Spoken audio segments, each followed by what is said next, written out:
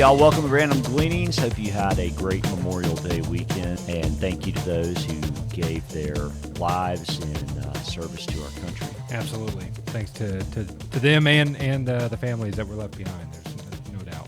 So, Jesse, I want to start the day with something our friends at Bespoke put out, which is a chart showing the measure of the S&P 500 versus the equal weight S&P 500. So the market cap weighted S&P 500, the normal S&P you see on TV on the nightly news, is made up based on the size of companies, right? So right now there's a lot of talk. We talked last week about artificial intelligence, and tech companies in general tend to make up right now the largest amount of the index they've ever made up in the market cap weighted index, whereas equal weight, every stock has the same amount across the S&P 500, right? Yeah. So we've got the biggest spread that we've had since December of 1999, according to Bespoke. And we know, of course, 2000, 01, and 02 were all negative. So it kind of implies, just thinking about it. Yeah, I mean, you see some of the dates on that chart, and it implies negativity. You came across a very interesting look at when the spread blows out like that. Right, which, what happens? Again, is one of those things that you do want to take notice of. But why don't you go into the breakdown of this chart here? Yeah, so it turns out it's not some bad omen necessarily. The best measure, next chart, and by the way, this is from Dorsey Wright, is December of 1999. Where there was a big spread, and that's what Bespoke, of course, mentioned. What you'll see if you look across this chart and really study it is that, 2000 was a tough year, really tough year. Mm-hmm. And what this is saying is effectively the equal weight did way better in terms of not every time period, but 3 out of the 4. And certainly the 1 year return from the equal weight was better when there was this diversion where all these top companies pulled the spread apart, and everything else wasn't doing as well. And then it looks like it kind of came back together. Yeah, a couple things that I see in this chart is positivity, right? Yep. So there's a bias towards stocks going higher. We know it doesn't always happen, but that does seem to be the story of the bias here.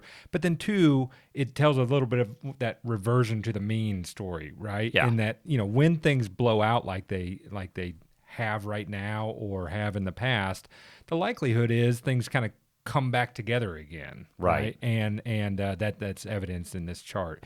You point out in this next chart the averages that just amplify that, So some of these time periods are at the end of cycles, which I don't believe we're at the end of any pullback cycle here. And if anything, like 1999, that was the end of a cycle from an uptrend, not from a downtrend standpoint. Like 02, 08, those were periods that were at the end of just really grinding downtrends. Mm-hmm. But suffice to say that if you look at each of these periods, they definitely average out to when you get that big of a spread, the equal weight tends to do better. So that's notable considering.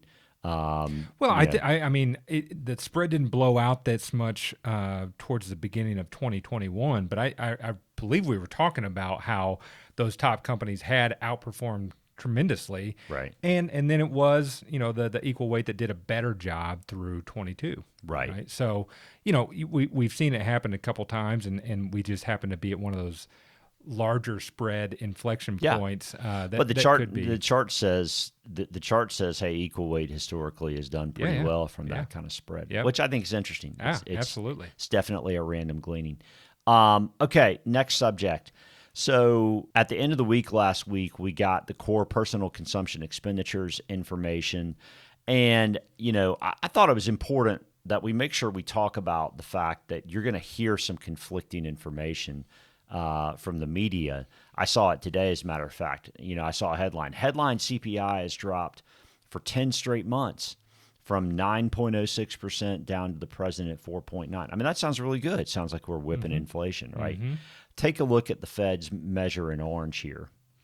Well, yes, this, you mentioned the Fed's measure.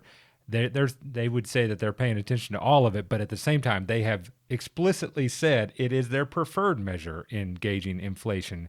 The headline CPI, just for folks tracking at home, is going to be more volatile because it's got some of the, it's got gas, which we've all seen come down. It's got food. It's, we've seen some of that come down.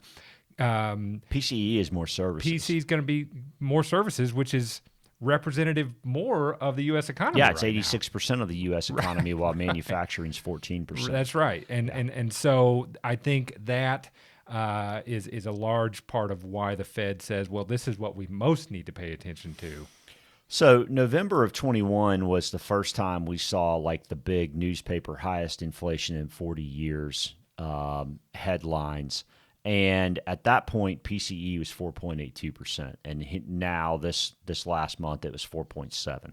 So, I mean, it's a little better. And you can see on the chart in orange, it was higher, into early 2022. But, I mean, we're essentially in the same place we were in November of 21.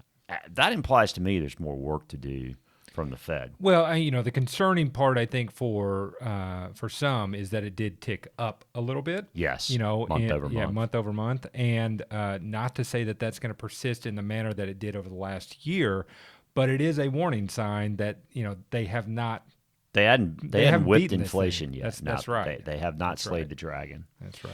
All right, next topic. Want to take a look at, so T-bill yields this morning were about 5.3%, which, again, if your cash is earning not enough, just know that we can help you get higher yields. There's no question about it.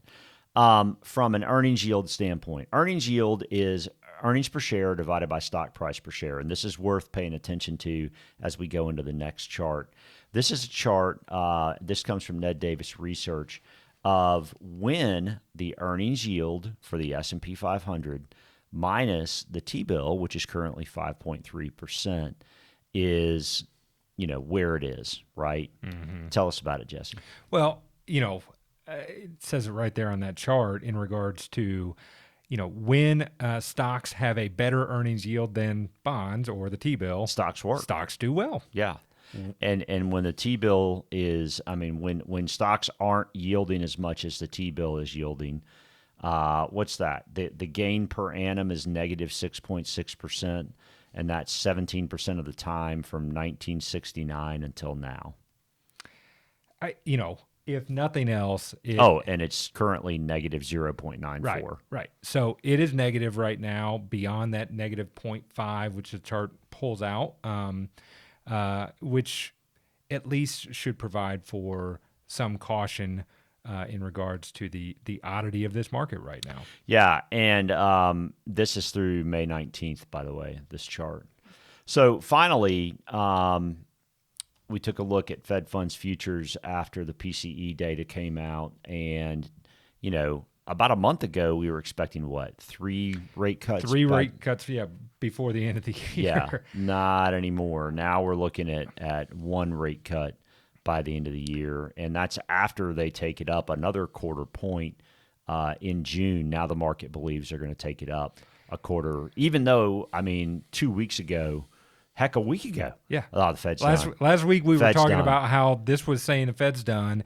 2 governors came out and said, not so sure about that yet. Yeah. And now the market's coming to that realization. So, slowly but surely the market is coming to the same realization that the Fed has been forecasting for really the better part, since late last year. The best performing bank year to date by far in terms of like big banks has been JP Morgan Chase, right? Jamie Dimon has been on record saying, and he's been pretty consistent about this, you just need to be prepared for a 6 to 7% Fed funds rate. That last chart showing the Fed funds futures is not even representative of that, right? So that would not bode well for the smaller banks. There's no question about that. It appears we've got some reflationary type stuff potentially going on. So yeah, I think other banks would not be in favor of seeing a 6 to 7% Treasury yield. So there's a lot of weird stuff going on right now. There sure are. I saw a reference to the oddity of this market and it quoted the Buffalo Springfield song. There's something happening here. what it is ain't exactly clear. And I think that's kind of where to some extent, hey, we know we need to pay attention to all these things, but the signals are kind of cross currents right now, if you will. That's been the word of the year so far. All right, you got anything else? I haven't. Just again want to say happy Memorial Day to those of you out there. Hopefully you enjoy the shortened week this week. Come back, share this with a friend. Come back and watch this again next week, and hit the subscribe button.